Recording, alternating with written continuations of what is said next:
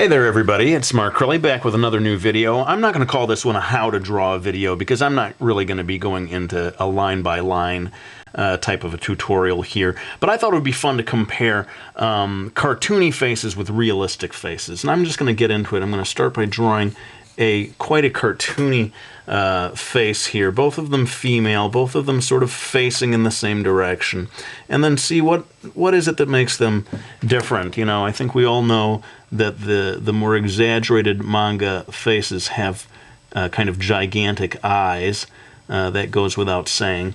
But I thought it would be fun to sort of compare and see if there are other things that make them different. This first one, the cartoony face, is going to be very rounded, and I'm going to jump in here and just draw in an extra big strand of hair popping off the front. A female character, like I said here, and she's going to have a kind of a ponytail. But watch this, because this is kind of interesting.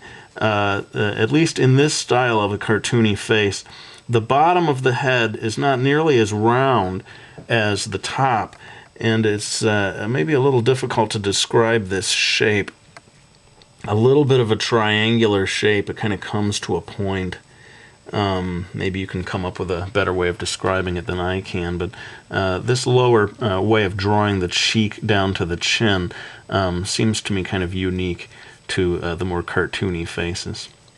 I'm going to drop in a strand of hair. This is going to be the kind of hairstyle we're dealing with here today. You see this very often in all kinds of drawings of manga female characters, these strands of hair coming down just in front of the ears. And let's go ahead and get into the eyes then. All of the lines here for the eyes, almost all of them, very curved lines, and as you would imagine, quite simplistic compared to the more realistic eyes. Notice how vertical this one is, top to bottom, and very flat on the very bottom. Very large pupils, taking up quite a large section of the iris, much more obviously than would be the case in real life. I'm going to go over here and move to this other eye. You know, it goes without saying that paying attention to the distance between the two eyes is hugely important. In fact, I'd say you need to focus at least as much on this blank space as you do on the eyes themselves to get the balance right.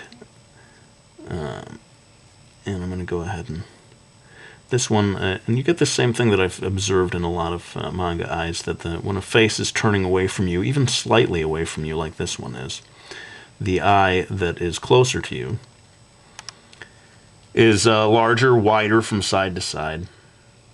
But I think it's kind of interesting that the bottom of the eyes in this style are not actually delineated. Just the bottom of the iris becomes flat, and that suggests the lower eyelash. The nose, very minimal. You could almost get away with not even drawing a nose.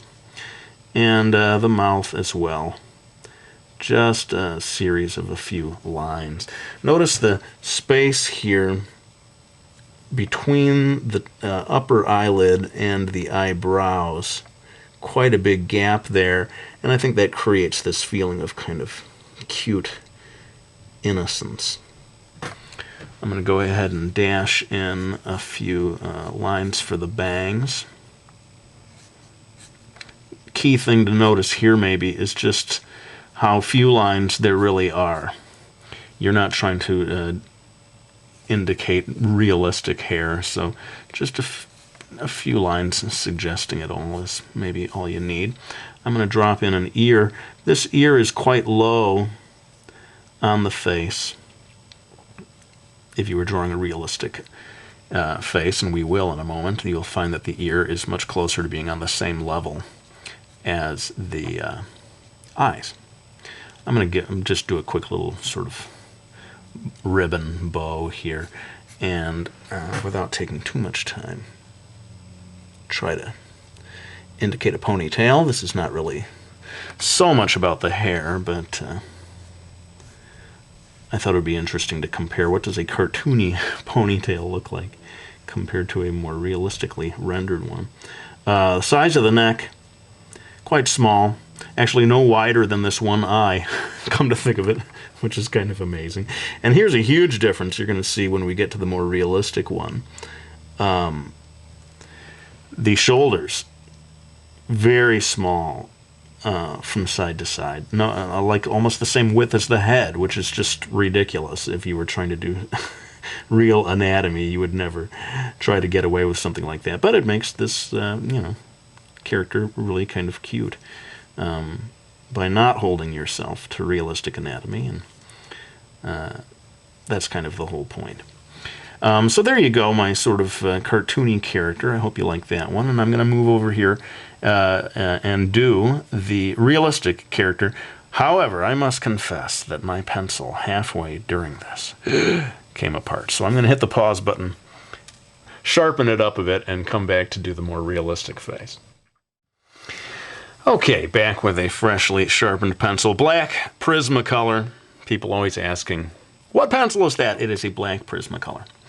Colored pencil. Let's go ahead and get into this more realistic face here.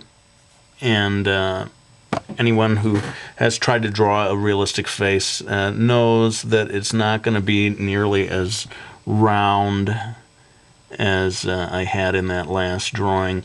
And as you come down here, notice that this line going from the cheek down to the chin is at a completely different angle than what you had over there with the cute face.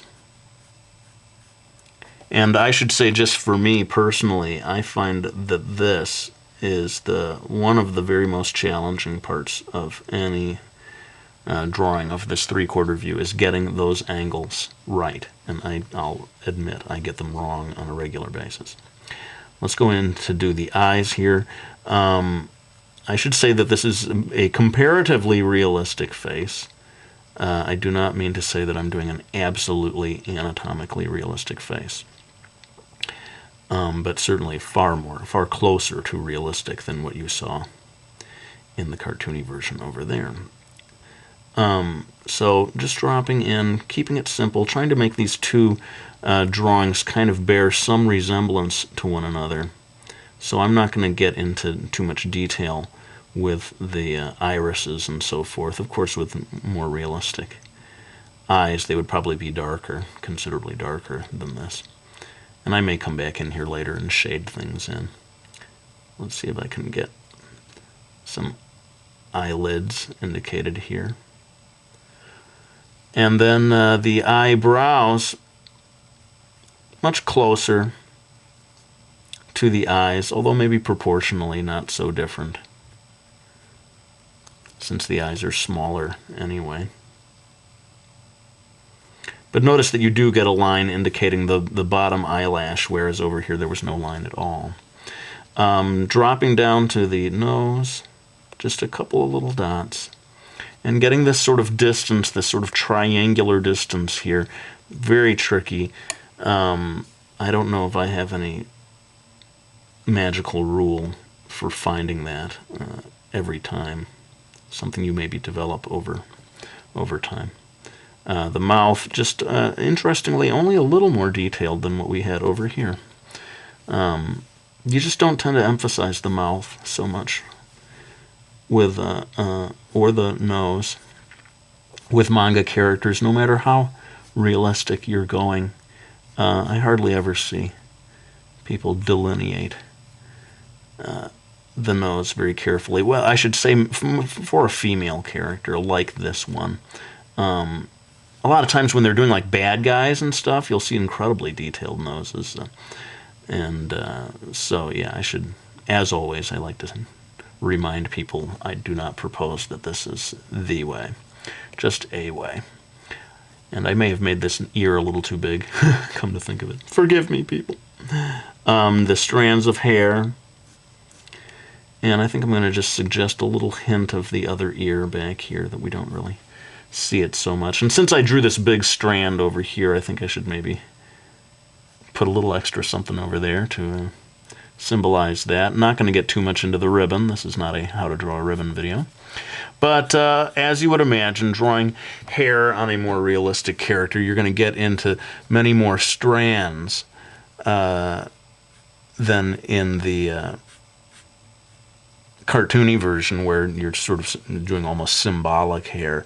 You get into the realistic one, and you really do want to do more and more strands of hair to make it look more and more like the real deal. Although, you know, I wouldn't get carried away with it. I think if you try to draw each and every strand of hair, you're going to go crazy, and you might just sort of overdo it. So much of doing a beautiful looking drawing is about knowing when to stop.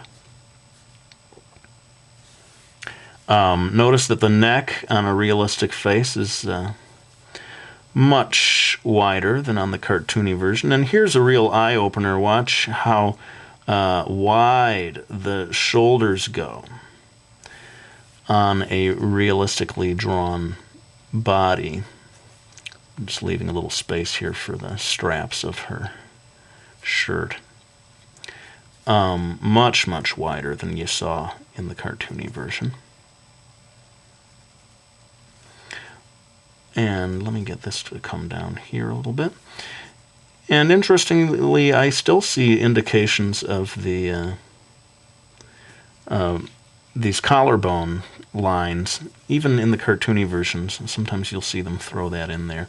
And last but not least, a little bit of a shadow underneath the chin, I think, helps to finish things off. Oh, and before I forget, because I had this little strand of hair coming off here, let's replicate that over here.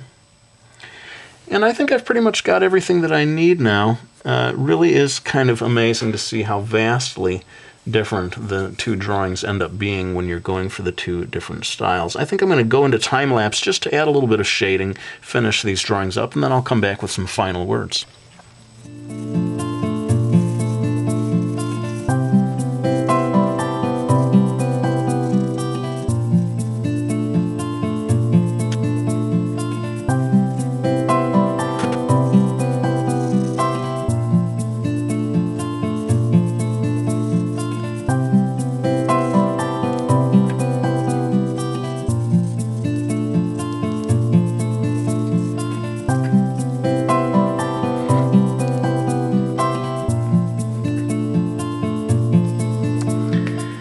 Alright, well there you have it, my two different drawings. They seem like they came from two different planets, these two girls, but I like both styles actually for different things. And I'm going to go ahead and wind this video down. I hope you enjoyed it. I hope you found it useful. Big thank you to anyone who pre-orders my newest manga series coming out from Dark Horse in July called Brody's Ghost. It's at Amazon right now as a pre-order. Thank you so much to everyone who has ordered that already.